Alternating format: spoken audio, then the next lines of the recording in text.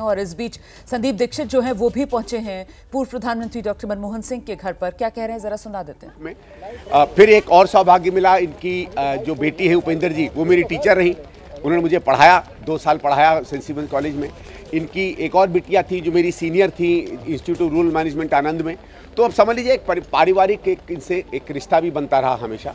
जब प्रधानमंत्री जब फाइनेंस मिनिस्टर बने तब तो हमने देखा ही उन्होंने क्या कीर्तिमान स्थापित किए, और प्रधानमंत्री के रूप में बड़ा संतोष हुआ कि उनके अंदर में सांसद रहे और उनके साथ काम किया और कई ओकेजन्स पर मिलते मिलाते भी रहे।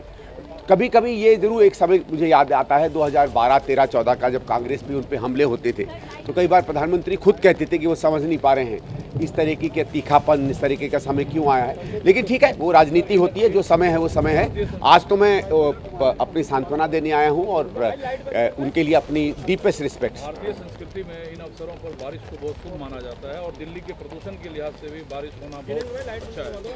नहीं, वो ठीक है, लेकिन हमारे लिए शुभ है क्या है, लेकिन उनका जाना एक क्षति तो है, लेकिन ये एक समय भी है इस चीज़ को याद करने का कि राजनीति में सोच समझ से नीति बनानी, सभ्यता से बनानी, किस आचरण से बड़े बड़े राजनेताओं को रहना, इसका एक बड़ा उदाहरण रहे डॉक्टर साहब। अंदर का मैनेजमेंट आप अभी देखेंगे, हमें नहीं मालूम है, ये हम लोग तो आए थे, लेकिन क्योंकि अभी परिवार ने शायद तय नहीं किया है क्या करना है, उनके इमोशंस हैं, उनके सेंटिमेंट्स हैं, वो तय करेंगे। सीधे जैनेंद्र का रुख कर लेते हैं। जैनेंद्र सर,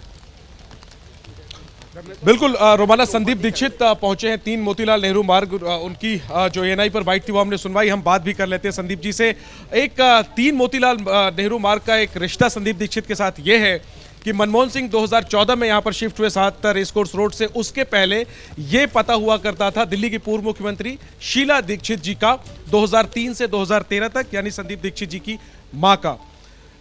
ये बंगला आपके लिए भी अहम है और मनमोहन सिंह जी की जो यादें हैं वो आज अहम है, वो आप साझा करिए। आज आप किस तरह से याद करते हैं? रात आप एम्स भी पहुंचे थे। देखिए, ठीक है, घर था वो मुख्यमंत्री का था, अब पूर्व प्रधानमंत्री का निवास रहा। डॉक्टर मनमोहन सिंह जी को मैं ऑलमोस्ट समझ लीजिए जब 8-9 साल का था तब से जानता था। ये जब अंकटाड में जो WTO के पहले हुआ करता था, जहाँ बातचीत हुआ करती थी, उसमें भारत को लीड करते थे। मेरे पिताजी IAS में थे, वो इनके साथ काम करते थे। तो समझ लो मेरी बचपन की यादें में है कि डॉक्टर मनमोहन सिंह बहुत अच्छे इकोनॉमिस्ट हैं, बहुत बढ़िया व्यक्ति हैं, तब से मैं इनको जानता था। पर वो एक पारिवारिक संदर्भ में पिताजी के साथ। फिर ये वित्त मंत्री बने, वित्त मंत्री में इन्होंने क्या किया उसके बारे में ज़्यादा कहने की तो आवश्यकता नहीं है, पूरा देश उसे जानता है। और 10 साल सांसद के रूप में मैंने इन्हें काम करते देखा। खासकर जब मैं चीफ विप था तो बड़े करीबी से बिल्स का क्या करना है, कभी कभी बुला लेते थे कि संदीप क्या चल रहा है पार्लियामेंट में। और मैंने एक बहुत डिसेंट व्यक्ति को देखा, लेकिन वो डिसेंट व्यक्ति जो अपनी दृढ़ता नीति में दिखाता था, राजनीति में नहीं। उसका ये था कि हम काम करो, काम करके प्रभाव होगा, देश आगे बढ़ेगा, समाज सुधरेगा, आर्थिक व्यवस्था हमारी बेहतर होगी। हम अगर कोई काम दिखाएं तो उससे दिखाएं। कई बार हम लोग कहते थे डॉक्टर साहब हमें इस चीज़ के बारे में बखान ज़्यादा करना चाहिए, लेकिन वो शायद ओल्ड फैशन पॉलिटिशियन थे जो सही में एक हाईली कल्चर्ड व्यक्ति थे। We will miss him.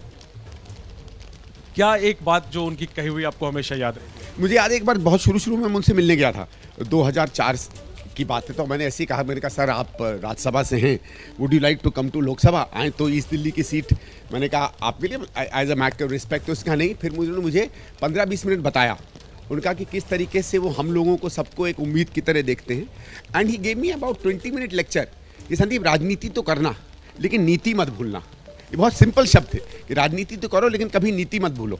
I think that stuck in my mind. आखिरी में क्या अब आगे का अंतिम दर्शन और अंतिम संस्कार को लेकर क्या कुछ आगे का? मुझे पता नहीं है, अभी देवेंद्र यादव जी गए हैं DPCC प्रेसिडेंट, वो सब पता करेंगे। मैं जो गया था तो उन्होंने बताया सिक्योरिटी वालों ने कि उनकी बिटिया US से आ रही हैं, एक बार आ जाएंगी, शाम तक लेट तक आएंगी, तो शायद अंतिम लास्ट राइड्स तो कल ही होंगे।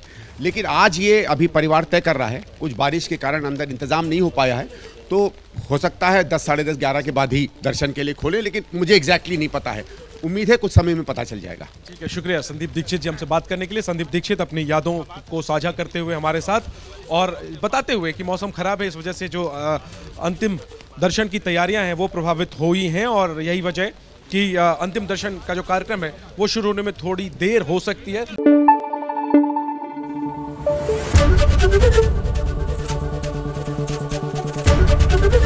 ABP न्यूज़ आपको रखे आगे।